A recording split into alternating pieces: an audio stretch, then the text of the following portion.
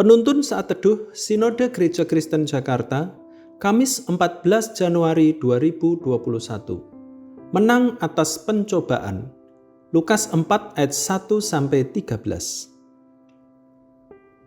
Yesus yang penuh dengan Roh Kudus kembali dari Sungai Yordan, lalu dibawa oleh Roh Kudus ke padang gurun. Di situ ia tinggal 40 hari lamanya dan ia dicobai iblis. Selama di situ ia tidak makan apa-apa dan sesudah waktu itu ia lapar.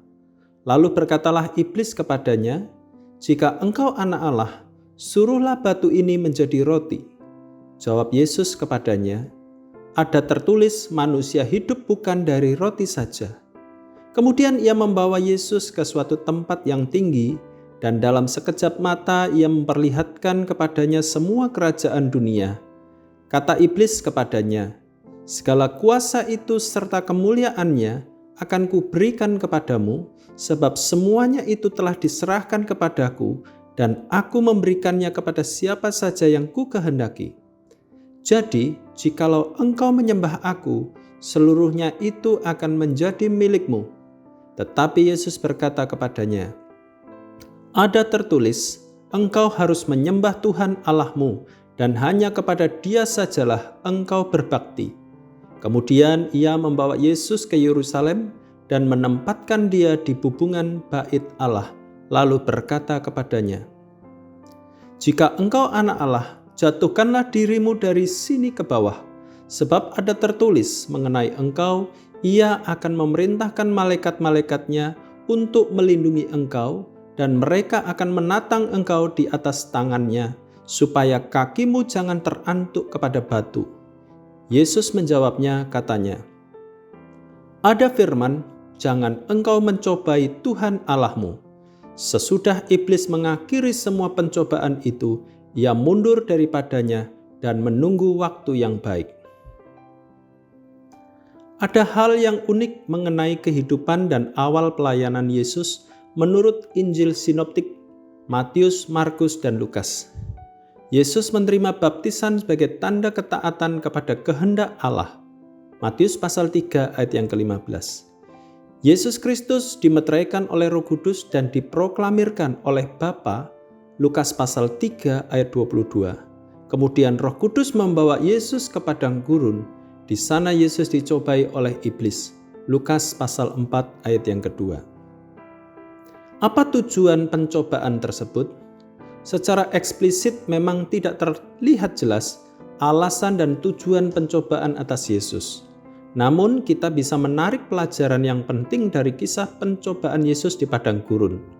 Pembelajaran itu adalah kunci kemenangan Yesus atas segala pencobaan yang dihadapinya. Pencobaan yang dialami Yesus secara esensial mencakup 3 aspek. Yang pertama adalah fisik, kebutuhan akan makanan.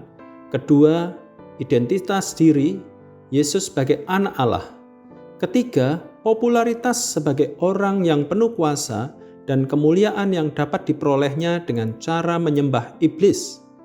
Tujuan iblis agar Yesus hidup untuk memenuhi pemuasan diri atau kepentingan diri dengan berkompromi dan mengabaikan firman Allah. Yesus menghadapi setiap pencobaan dengan menerapkan kebenaran dan prinsip firman Allah. Yesus menerapkan firman Allah secara tepat atas setiap macam pencobaan yang dihadapinya. Bagi Yesus, kebutuhan makanan memang penting, namun kebutuhan akan firman Allah juga penting. Penting juga bagi kita untuk mengutamakan penyembahan kepada Tuhan. Janganlah kita menyembah kepada iblis sebagai jalan termudah untuk mendapatkan segala sesuatu. Kita juga tidak boleh mencobai Tuhan. Jadi kunci kemenangan Yesus adalah selalu berpusat kepada Allah dan firman-Nya melalui penerapan yang tepat. Jika Yesus dicobai oleh iblis, maka kita pun tidak akan bebas dari pencobaan. Kunci utama untuk menang atas pencobaan adalah menerapkan kebenaran firman Tuhan. Kita tidak boleh menyalahgunakan firman Tuhan demi kepentingan diri sendiri. Yesus Kristus berhasil mengatasi pencobaan sehingga kita memahami bahwa Ia adalah anak Allah yang penuh kuasa. Ia tidak terkalahkan oleh apapun dan siapapun. Sebab itu, kita bisa senantiasa mengandalkan kuasa Kristus untuk menghadapi segala macam tantangan dan pencobaan dalam hidup kita. Kemenangan Kristus adalah dasar kemenangan kita. Tuhan Yesus memberkati.